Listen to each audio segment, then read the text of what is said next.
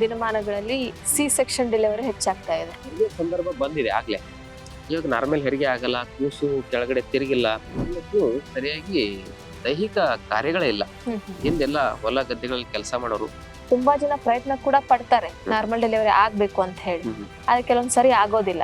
ಅಂತವ್ರಿಗೆ ಏನೆಲ್ಲ ಮನೆ ಮದ್ದುಗಳನ್ನ ಹೇಳ್ತೀರಿ? ಹೆರಿಗೆ ನೋವು ಬರ್ತಾ ಇಲ್ಲ ಅಥವಾ ಏನೋ ಸಮಸ್ಯೆ ಆಗಿದೆ, ಹೆರಿಗೆ ದಿನ ಬಿಟ್ಟು ಅದನ್ನ ಮೇಲಿನ ಸ್ವಲ್ಪ ಕಟ್ ಮಾಡಿ ಕೆಳಗಿನ ಬೇರು ಇರಬೇಕು. ಇವತ್ತಿನ ಒಂದು ದಿನಮಾನಗಳಲ್ಲಿ ಸಿ ಸೆಕ್ಷನ್ ಡೆಲಿವರಿ ಹೆಚ್ಚಾಗ್ತಾ ಇದೆ, ಅಂದ್ರೆ ಸಿಸೇರಿಯನ್ ಮಾಡಿಸ್ಕೊಳ್ಳುವಂತದ್ದು. ತುಂಬಾ ಜನ ಹೇಳ್ತಾರೆ ಸಹಜವಾಗಿ ಹೆರಿಗೆ ಆದ್ರೆ ಮಕ್ಕಳಿಗೂ ಒಳ್ಳೇದು, ಬಣಂತಿಗೂ ಒಳ್ಳೇದು ಅಂತ. ತುಂಬಾ ಜನ ಪ್ರಯತ್ನ ಕೂಡ ಪಡ್ತಾರೆ ನಾರ್ಮಲ್ ಡೆಲಿವರಿ ಆಗ್ಬೇಕು ಅಂತ ಹೇಳಿ, ಆದ್ರೆ ಕೆಲವೊಂದ್ ಸರಿ ಆಗೋದಿಲ್ಲ. ಅಂತವ್ರಿಗೆ ಏನೆಲ್ಲ ಮನೆ ಮದ್ದುಗಳನ್ನ ಹೇಳ್ತೀರಿ? ನೋಡಿ, ಈ ನಾರ್ಮಲ್ ಹೆರಿಗೆ ಆಗದೆ ಇರೋದಕ್ಕೆ ಮುಖ್ಯ ಕಾರಣ ಹೆಣ್ಮಕ್ಳು ಸರಿಯಾಗಿ ದೈಹಿಕ ಕಾರ್ಯಗಳೇ ಇಲ್ಲ. ಹಿಂದೆಲ್ಲ ಹೊಲ ಗದ್ದೆಗಳಲ್ಲಿ ಕೆಲಸ ಮಾಡೋರು, ಮನೇಲಿ ಕೆಲಸ ಮಾಡೋರು, ಚೆನ್ನಾಗಿ ವರ್ಕೌಟ್ ಆಗ್ತಿತ್ತು, ಗರ್ಭಕೋಶಕ್ಕೆ ಚೆನ್ನಾಗಿ ನಾರ್ಮಲ್ ಹೆರಿಗೆ ಆಗ್ತಿತ್ತು, ಹುಟ್ಟೋದು ಬೀಸೋದು ಇವೆಲ್ಲ ಕೆಲಸ ಇರ್ತಿತ್ತು. ಈಗ ಅವೆಲ್ಲ ಆಗದೆ ತುಂಬಾ ಈ ಜಡತ್ವದ ಜೀವನವೇ ಈ ಸಮಸ್ಯೆಗೆ ಮೂಲ ಕಾರಣ ಅಂತ ಹೇಳ್ಬೋದು. ಅದಕ್ಕಾಗಿ ಮೊದಲನೇ 3 ತಿಂಗಳು, 2ನೇ 3 ತಿಂಗಳು, 3ನೇ 3 ತಿಂಗಳು ಏನ್ ಯೋಗ ಮಾಡ್ಬೇಕಂತ ಹೇಳಿ ಸ್ಪೆಷಲ್ ಯೋಗ ಕ್ಲಾಸ್ಗಳು ನಡೀತಾವ ನಮ್ಮಲ್ಲಿ. ಆ ಯೋಗ ಕ್ಲಾಸ್ಗಳಿಗೆ ಅಟೆಂಡ್ ಆಗಿ ಅದನ್ನ ಫಾಲೋ ಮಾಡಿದ್ರೆ ನಾರ್ಮಲ್ ಹೆರಿಗೆ ಆಗುತ್ತೆ. ಮತ್ ಇನ್ನೊಂದು, ಹೆರಿಗೆ ಸಂದರ್ಭ ಬಂದಿದೆ ಆಗ್ಲೇ.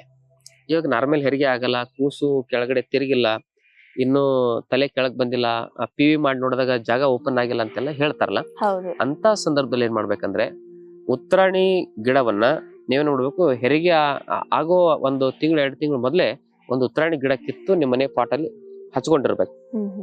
ಏನು 2-3 ತಿಂಗಳು ಮೊದ್ಲೇ ಹಚ್ಕೊಳ್ಬೇಕಾರೆ ಒಂದ್ 2-3 ಉತ್ತರಾಣಿ ಗಿಡಗಳನ್ನ, ಅದು ಬೆಳೀತಾ ಇರ್ತದೆ. ಡೈಲಿ ನೀರ್ ಹಾಕಿ ಬೆಳೆಸಿ. ಆಮೇಲೆ ಹೆರಿಗೆ ನೋವು ಬರ್ತಾ ಇಲ್ಲ ಅಥವಾ ಏನೋ ಸಮಸ್ಯೆ ಆಗಿದೆ, ಹೆರಿಗೆ ದಿನ ಡೇಟ್ ಕೊಟ್ಟಿರ್ತಾರಲ್ಲ, ಆ ದಿನ ಆಸ್ಪತ್ರೆಗೆ ಅಡ್ಮಿಟ್ ಆದಾಗ ಈ ಪ್ರಯೋಗ ಮಾಡ್ಬೇಕು. ಮೊದ್ಲೇ ಮಾಡಿದ್ರೆ ಅಬಾರ್ಷನ್ ಆಗುತ್ತೆ. ಅವತ್ತು ಡೇಟ್ ಕೊಟ್ಟಾಗ್ಲೂ ಆ ಟೈಮಲ್ಲಿ ಆಗ್ತಾ ಇಲ್ಲ ಅಂದಾಗ, ಏನೇನೋ ಸಮಸ್ಯೆಗಳಿದ್ದೇವೆ ಅಂತ ಹೇಳಿದಾಗ, ಅಂತ ಸಂದರ್ಭದಲ್ಲಿ ಆ ಒಂದು ಬೇರು ಸಮೇತವಾಗಿ ಗಿಡವನ್ನ, ಉತ್ತರಾಣಿ ಗಿಡವನ್ನ ಕಿತ್ತು ಅದನ್ನ ಮೇಲಿನ ಸ್ವಲ್ಪ ಕಟ್ ಮಾಡಿ ಕೆಳಗಿನ ಬೇರು ಇರಬೇಕು, ಅದನ್ನ ಹೊಕ್ಕಳಿಗೆ ಕಟ್ಟಬೇಕು. ಒಂದ್ ದಾರದ ಸಮೇತವಾಗಿ ಹೊಕ್ಕಳಿಗೆ ಕಟ್ಟೋದ್ರಿಂದ ಒಂದ್ ಅರ್ಧ ಮುಕ್ಕಾಲು ಗಂಟೆಲಿ ನಾರ್ಮಲ್ ಹೆರಿಗೆ ಆಗುತ್ತೆ. ಸುಮಾರು ಜನರ ಮೇಲೆ ನಾವು ಇದನ್ನ ಪ್ರಯೋಗ ಮಾಡಿ ನೋಡಿದ್ದೇವೆ, ನಮ್ಮ ಮನೆಯಲ್ಲೂ ಪ್ರಯೋಗ ಮಾಡಿ ನೋಡಿದ್ದೇವೆ, ನಮ್ಮ ಮನೆಯ ಸಹೋದರಿಯರಿಗೆ ಎಲ್ಲರಿಗೂ ಕೂಡ ಇದು ಅದ್ಭುತವಾಗಿ ವರ್ಕೌಟ್ ಆಗುತ್ತೆ, ತುಂಬಾ ಚೆನ್ನಾಗಾಗುತ್ತೆ. ಇದನ್ನ ಅಪಮಾರ್ಗ ಅಂತ ಕರೀತಾರೆ. ಡೆಲಿವರಿ ಆದ ತಕ್ಷಣ ಬೇರ್ ತೆಗೆದು ಬಿಡ್ಬೇಕು. ತೆಗಿಲಿಲ್ಲ ಅಂದ್ರೆ ಏನಾಗುತ್ತೆ, ತುಂಬಾ ಜಾಸ್ತಿ ರಕ್ತಸ್ರಾವ ಆಗುತ್ತೆ. ಇದನ್ನ ಮಾಡ್ಬೇಕು. ಮತ್ತೆ ಹೆರಿಗೆ ನಾರ್ಮಲ್ ಆಗಿ ಆಗ್ಲಿಕ್ಕೆ ನಮ್ಮಲ್ಲಿ ಗರ್ಭ ಸಂಜೀವಿನಿ ಘೃತ ಅಂತ ಮಾಡಿದ್ದೇವೆ, ಸುಖ ಪ್ರಸವ ಗರ್ಭ ಸಂಜೀವಿನಿ ಘೃತ. ಅದನ್ನ ತೆಗೆದುಕೊಳ್ಳೋದ್ರಿಂದ 6 ತಿಂಗಳಾದ್ಮೇಲೆ 9 ತಿಂಗಳವರೆಗೆ ಆ ಘೃತ ತೆಗೆದುಕೊಳ್ಳೋದ್ರಿಂದ ಮ್ಯಾಕ್ಸಿಮಮ್ 99% ಜನರಿಗೆ ನಾರ್ಮಲ್ ಹೆರಿಗೆ ಆಗ್ತದೆ. ನಾರ್ಮಲ್ ಹೆರಿಗೆ ಆದ್ರೆ ಮಗುವಿನ ಆರೋಗ್ಯ, ತಾಯಿ ಆರೋಗ್ಯ ಎರಡೂ ಚೆನ್ನಾಗಿರ್ತದೆ. ಸಿಸೇರಿಯನ್ ಆಯ್ತು ಅಂದ್ರೆ ಸಣ್ಣ ಮಕ್ಕಳಿಗೆ ಚಿಕ್ಕ ವಯಸ್ಸಲ್ಲಿ BP, ಶುಗರು, ಆ ಹೃದಯದ ಸಮಸ್ಯೆ ಇವೆಲ್ಲ ಬರ್ಲಿಕ್ಕೆ ಪ್ರಾರಂಭ ಆಗ್ತವೆ. ಆಮೇಲೆ ತಾಯಂದ್ರಿಗೂ ಕೂಡ ತುಂಬಾ ಹೊಟ್ಟೆ ಬರುದು, ಹೊಟ್ಟೆ ಬೊಜ್ಜು, ಮತ್ತೆ ಬೆನ್ನು, ತರದೆಲ್ಲ ಸಮಸ್ಯೆಗಳು ಕಾರಣ ಆಗ್ತವೆ. ಅದಕ್ಕೆ ನಾರ್ಮಲ್ ಹೆರಿಗೆಗೆ ನೀವೇನ್ ಮಾಡ್ಬೇಕಂದ್ರೆ ಈ ರೀತಿ ಪ್ರಯೋಗ ಮಾಡಬಹುದು.